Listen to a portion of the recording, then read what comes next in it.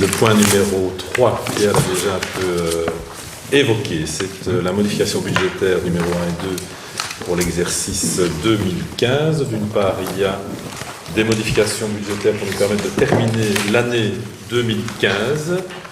Et d'autre part, au niveau du budget extraordinaire, il y a la volonté d'agir concrètement dans le cadre de l'accueil, d'une part, des candidats réfugiés et d'autre part, de se doter d'un logement social à terme, puisque vous savez qu'on n'est pas nécessairement bien pourvu dans ce domaine-là.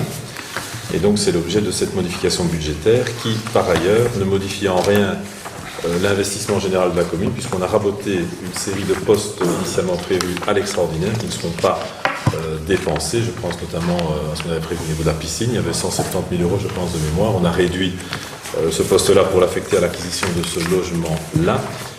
On a également réduit d'autres postes à l'extraordinaire qui ne seront pas l'objet de dépenses cette année, ce qui nous permettra, je crois, d'avoir un budget extraordinaire qui est mieux, enfin pas mieux utilisé, mais davantage utilisé en termes de pourcentage entre les annonces de début d'année et les réalisations de fin d'année.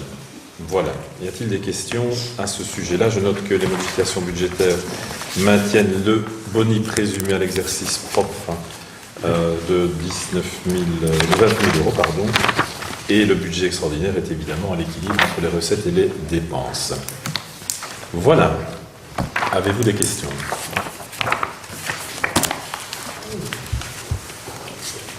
Il n'y a pas de questions. Alors, sur la modification à l'ordinaire, Pierre? Oui. Oui. Oui. Oui. Oui. Oui. Non. Non. Non. Je m'abstiens. Et oui. Sur la modification du budget à l'extraordinaire, Pierre? Oui. Oui. Oui. Oui. Non. Non. Non. Et je m'abstiens aussi. Et moi, je dis oui pour l'acquisition de cette maison. Oui, tu peux juste développer un peu le projet? Je ne pensais pas passer le scrutin là-dessus. J'ai perdu le fil quelques minutes. C'est trop tard, t'as voté, hein? Oui, donc c'est pour ça que je me suis abstenue, j'assume d'avoir voté.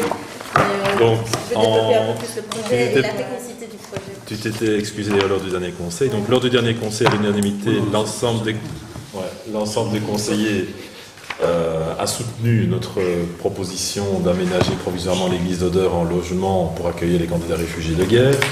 Le courrier est parti près de l'évêque. Pas de réponse.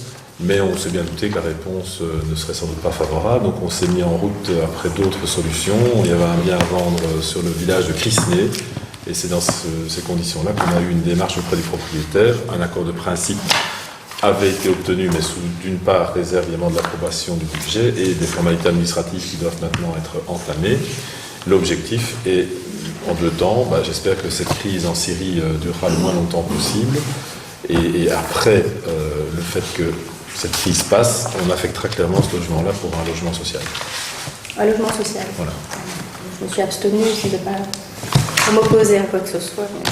Tu ne savais pas, c'est pour ça. J'ai perdu le fil à un Mais c'est moment, dommage et que tu donc, ne savais pas, mais en fait, c'est dommage. Ouais, tu parlais avec Myriam. C'est C'est la faute de monsieur. C'est la faute à Myriam. Voilà, c'était... Mais il y a, refusé l'acquisition. oui, mais il y a un vrai principe, c'est que pour acheter, il faut avoir les moyens. Mais enfin, ça, c'est un autre détail.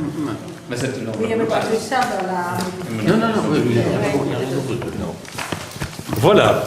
Donc, arrête de parler avec ta voisine de gauche. C'est intéressant.